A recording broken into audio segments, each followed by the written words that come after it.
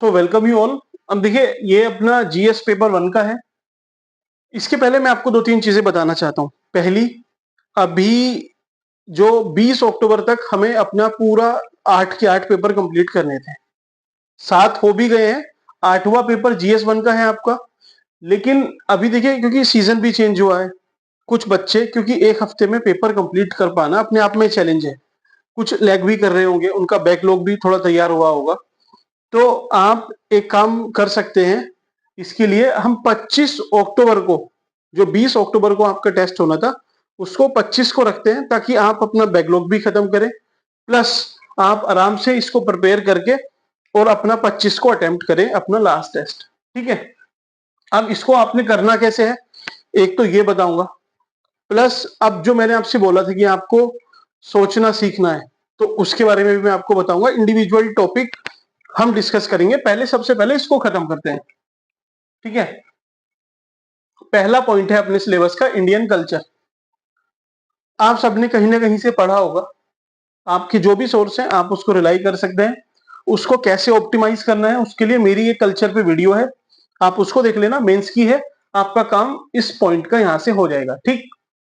अगला है modern Indian history. इसको भी मैंने समझाया हुआ है कि आप ब्रिटिश की जो पॉलिसी है, एडमिनिस्ट्रेटिव पॉलिसी, सारी क्रोनोलॉजी में समझना। फिर इंडस्ट्रियल, एग्रीकल्चर, उसकी प्रेस पॉलिसी, इन सबको जब आप अलग अलग अलग अलग एक एक पेपर पे पढ़ लोगे ना पूरा क्रोनोलॉजी में, फिर उसको आप मिक्स करके कोई भी आंसर लिख लोगे। ये मैंने बताया हुआ है, आप देख सकते हैं। ठीक। फ्रीडम स्ट्रगल, ये तो आप 1885 से प्रिपेयर करते ही हैं, सबका स्ट्रॉन्ग होता है। इसमें ऐसा मुझे नहीं लगता कि कुछ बताने जैसी बात है, फिर भी अगर आपको कुछ क्वेरी होंगी तो इसको मैं डिस्कस करूंगा। ठीक है। जो मोस्ट इंपॉर्टेंट बट थोड़ा सा इग्नोर्ड पार्ट है वो है पोस्ट इंडिपेंडेंस कंसोलिडेशन।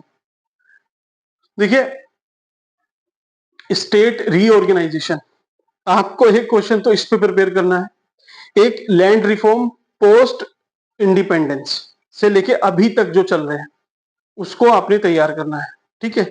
और एक पॉलिटिकल हिस्ट्री, कैसे डिकेडल हिस्ट्री देखना कि भाई 1950 से 1960 तक नेहरूवियन एरा, फिर 60 से 70 तक किसका एरा रहा, मिक्स रहा थोड़ा सा, फिर उसके बाद इंदिरा एरा, फिर राजीव गांधी, ऐसे करके डिकेडल अगर आप तैयार कर लोगे तो आपका बहुत आराम से पूरी history, political history, state reorganization plus जो लैंड रिफॉर्म है, ये तीन आपने अच्छे से तैयार करने हैं।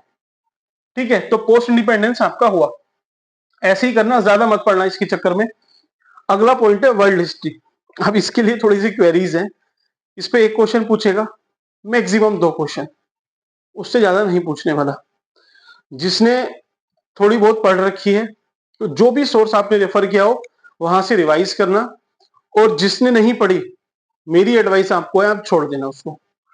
आप रिस्क लेना थोड़ा सा, और रिस्क भी ऐसा नहीं है, आप पहले से डिसाइड करके जाओगे तो आपके लिए काफी इजी रहेंगी चीजें। आपको पता है कि भाई अगर 20 क्वेश्चन आते हैं तो 20 में से एक क्वेश्चन तो मेरा पहले से ही मुझे छोड़ देना है। इसका चलिए मैं आपको थोड़ा सा डेटा से भी बताता हूँ। एक क्वेश्चन 10 नंबर का वो पूछता है, सपोज 10 नंबर का पूछता है, आपने अभी वर्ल्ड हिस्ट्री नहीं पढ़ी है बिल्कुल भी, आप उसको पढ़ना स्टार्ट करते हो, 2 दिन दोगे, 3 4 5 दिन जाके एक मिनिमम आपका कंटेंट तैयार होगा उस पर।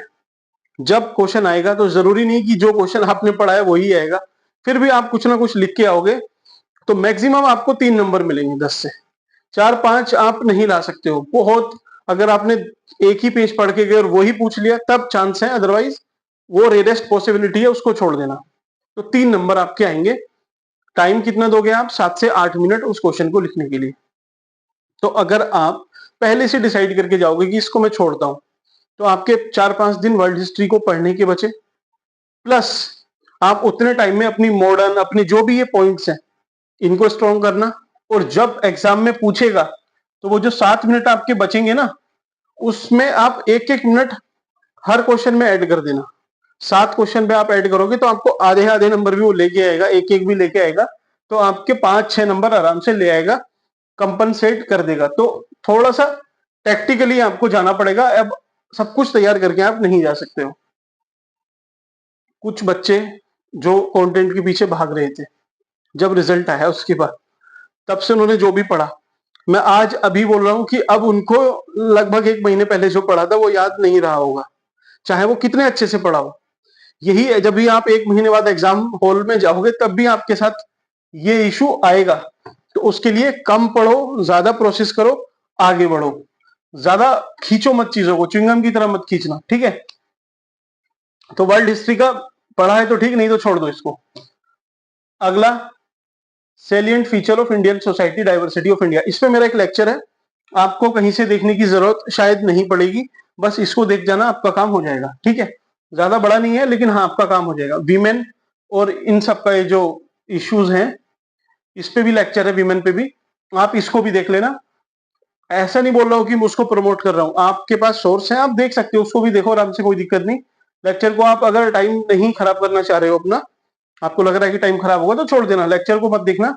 लेकिन हाँ फिर भी अगर आपको हेल्पफुल है, सच में हेल्पफुल है, आपको हेल्प करेगा, ठीक है।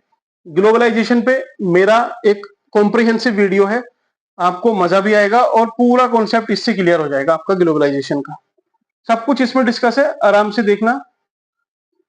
अगला है अपना social empowerment, communalism, regionalism and secularism.